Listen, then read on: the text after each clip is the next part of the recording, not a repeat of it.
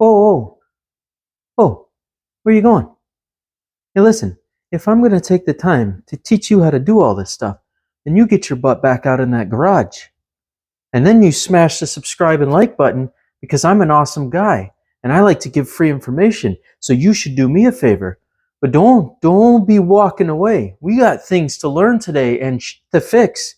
So you better go grab your tools and get out in that garage right now. Right now. What are you waiting for? Go. Jeez. What's going on, guys? All right, real fast. So I noticed after filling my tank for the first time all the way to the top since we bought it, it has a leak. I came out in the garage, there was a small puddle of fuel under the bike, and the whole garage smelled like gas, and I was like, oh, that can't be good.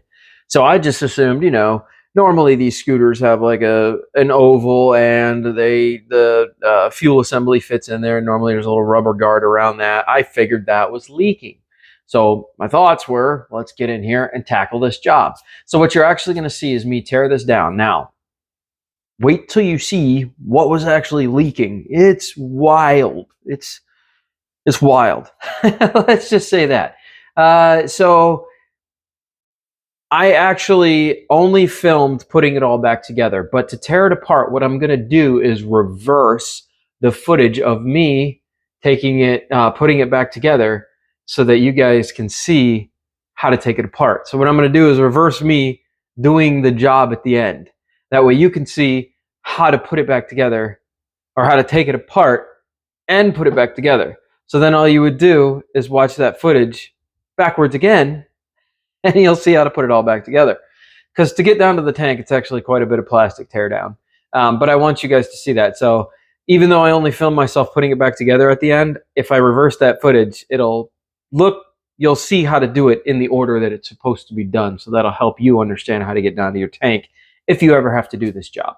So I've seen a lot of YouTube videos, and it's always people with it already torn down, and nobody's like explained how to do it. So today I took that learning curve myself of just getting in there and going, okay, this has to come off, this has to come off, series of events. So I will try to help you guys through that by just rewinding the footage so you guys can see each individual part that has to come off first. Okay?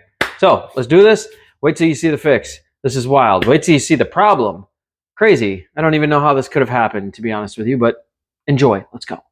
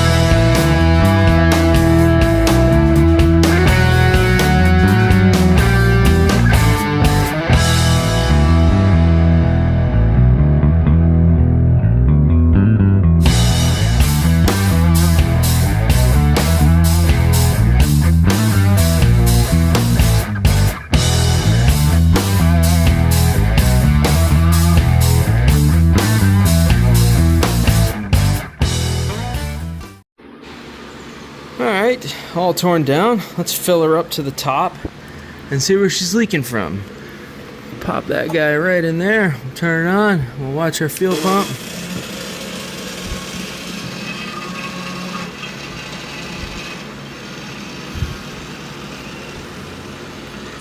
Alright, what's going on here? How come we're not getting any fuel? There we go. That's better. Fill her to the top. That is so interesting. Let me see if I can show this to you guys.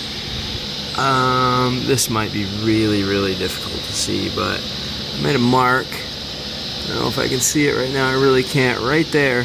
So right back there, there's actually a dent in the gas tank, and I can see fuel coming down it, and it's just slowly leaking down and down into there. So if you fill it up to a certain point, then the fuel leaks out. It's like a rock hit it or something, but I don't know how.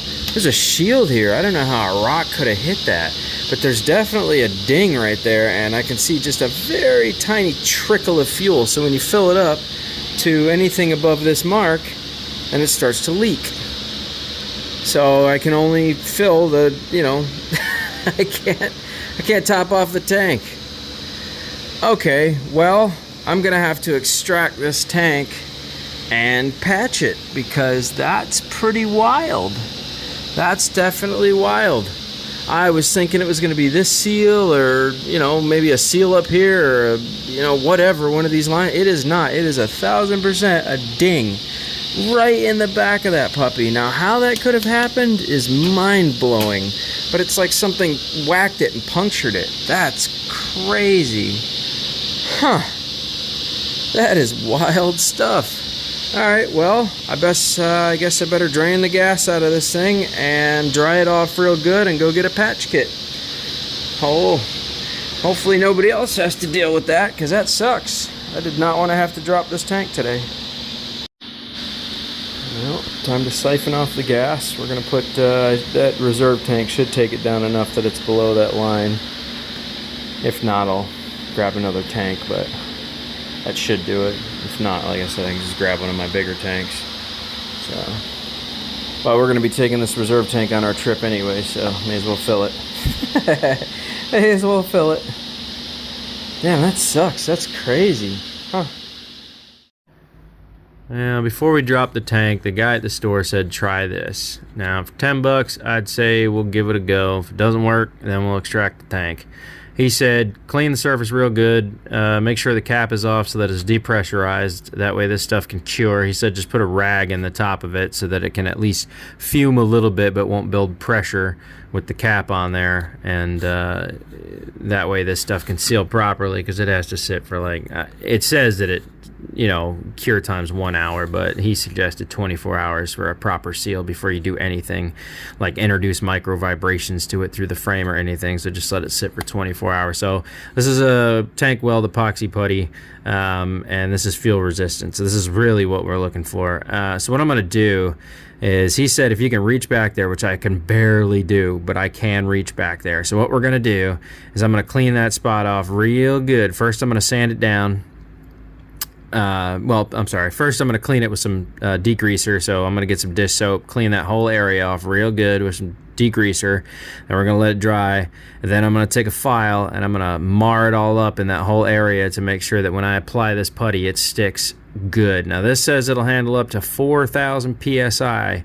It starts to set within 5 minutes and it cures within an hour. He said 24 hours, but this will be my first time trying this stuff. But hey, if I don't have to extract the tank, do all that extra work, and this is a pretty permanent fix, which it claims to be, then we're gonna give this a go. So let me go prep that area and see if we can get all this in there and do things the fun way. This is gonna be fun. Let's go. Alright, so you guys can kind of see the area now because I've been working on it over there, but I know it's really hard to see. That little hump right there, that's the ding in the tank. It's crazy, right? I don't understand. That's crazy. Anyways, so I Dawn dish soaped it, got it all nice and clean, but I also gave it a mating surface now, so it should be able to have something to grab onto. So now I'm going to work this putty. You guys won't see this, but you'll see it when I'm done. That's not a lot of room to work with, but I'm pretty sure I can accomplish this task. So I'm going to pull this putty out, I'm going to cut it, and yep, we're going to see what happens. So let me get this out of here. This is going to be all the fun. Oh man, it's like stuck in there. Alright, well, let me deal with this. And once I get this out, then I'll put it on there and we'll see what happens.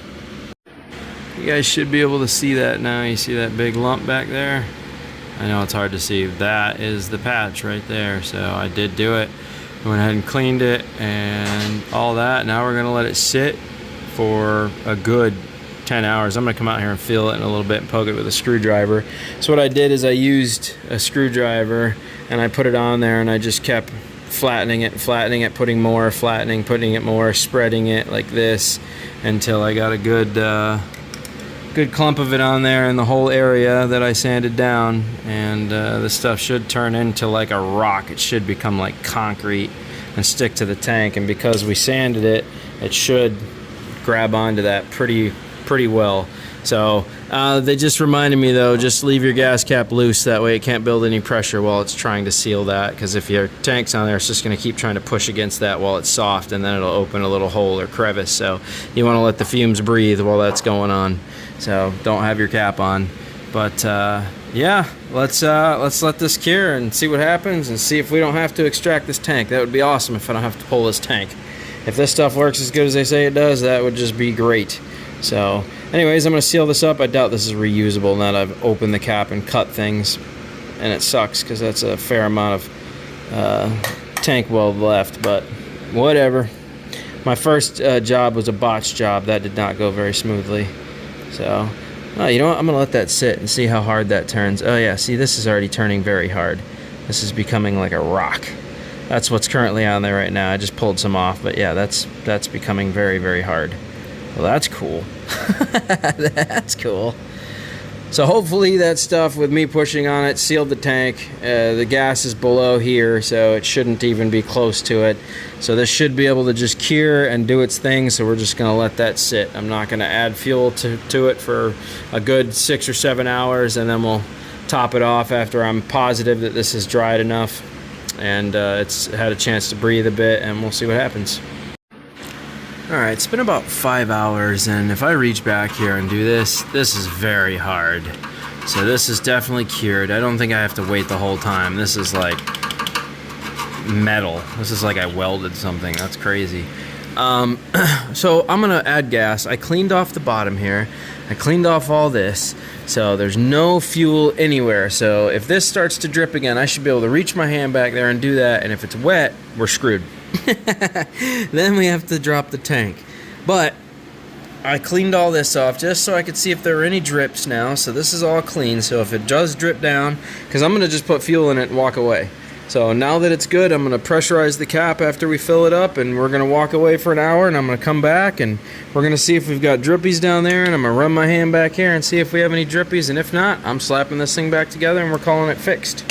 So yeah, fun stuff. What a great teardown this is. This is so much fun and exciting, and there's so many screws and bolts and nuts and just, oh man. Oh man. Oh. Okay, let's add fuel. And by the way, this takes 2D batteries. This is purchased on Temu. These pumps cost $4. I use them for everything, extracting fuel from tanks and putting fuel back in tanks. This thing moves a lot of fuel very quickly. If I turn this on, man, that's pumping fuel. That is a lot of fuel that is moving very quickly. If you couldn't tell, it is pouring it in. So for $4, I've used these things for years. I have 3 of them, and none of them have failed yet, and I've been using them for years. So Temu, $4 pumps. They have long handles. They go all the way down. Boom. All right, so fuel's been in there for about an hour, and if I run my hands back here, dry, dry, dry, dry, and just to show you, the tank is now full. Whew. I can't wait to start putting this thing back together. I filled it all the way up to the mark, so you guys can see that. Let me rock it around. There you go. So it's right on the line. I put it right on the bar. No more leak. So that tank weld does pretty good, I would say. That stuff hardens like a rock. That is crazy stuff. So problem solved. Yeah, I would give tank weld a overall A+ on that fix. That was really, really easy. I didn't have to extract the tank. Everything went pretty smooth. If you got a tank problem and you puncture a tank, give it a good cleaning with some degreaser. Sand it down in the whole area so that the mating surface is good for this. Push this down and then leave it and just let it chill. So, all right, well, I gotta piece this whole thing back together. Fun! Yay! Let's go. And there you go. If you couldn't tell, that is quite the teardown process to get to the tank. Like I said, Silverwings are not nearly as easy to work with on the Bergman. It would have been just remove one panel on the bottom and you had access to everything. Fuel tank, they have a center cap right here that you can just pull off and boom, you have access to the fuel tank. With this, you have to seat, side passenger pegs, rear undercarriage, trunk, like this. There's so much that has to come off. That's why I said that, you know, between the Bergman 400 and this is much more difficult to work on. It just is. That's just the reality of it, you know. That took a lot longer than I wanted to, unfortunately, but it is what it is. Back together. It's ready for our long trip. I'm going to start it up now, let it run for a bit, make sure it's not leaking any gas now that I've put it all back together. So, yeah, should be holding strong. I don't see or smell any gas fumes like I did earlier, so that's a huge plus. Big, big plus. Big plus. The garage does not smell like gas anymore. So let's crank this thing up, and I'm going to let it run for a minute and see how it does. Oh yeah, damn, I gotta hold that side. Oh well. See you guys in a bit.